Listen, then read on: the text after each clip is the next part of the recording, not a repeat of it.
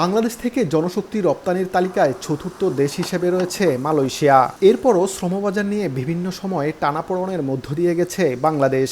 ফলে এই সুযোগকে কাজে লাগিয়ে দেশটিতে বিভিন্নভাবে অবৈধ উপায়ে বাংলাদেশি শ্রমিকদের প্রবেশের চেষ্টা করছে একটি সিন্ডিকেট দল। এরই ধারাবাহিকতায় গত সোমবার বাংলাদেশ থেকে ছেড়ে আসা একটি ফ্লাইট কুয়ালালামপুর আন্তর্জাতিক বিমানবন্দরে অবতরণ করলে সেখান থেকে 15 জন বাংলাদেশিকে আটক করে দেশটির সীমান্ত নিয়ন্ত্রণ ও সুরক্ষা সংস্থা বিভাগ AKPS। মঙ্গলবার দেশটির সীমান্ত নিয়ন্ত্রণ ও সুরক্ষা সংস্থা এক বিবৃতিতে জানায় 15 জনের এই দলটি যে টুর্নামেন্টের আয়োজনপত্র উপস্থাপন করেছে, যা দেশটির পেনাং ক্রিকেট অ্যাসোসিয়েশনের সমর্থন পেয়েছেন বলে দাবি করা হয়েছিল, আদতে এটি ছিল একটি জাল নথি। এমনকি আগামী 21 থেকে 23 মার্চ পর্যন্ত কোনো ক্রিকেট টুর্নামেন্ট হওয়ার সূচি নেই সেখানে।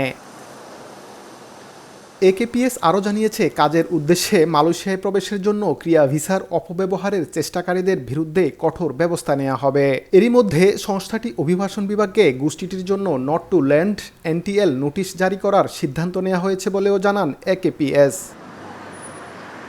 মোহাম্মদ আব্দুল কাদের, সময় সংবাদ, কুয়ালালামপুর, মালয়েশিয়া।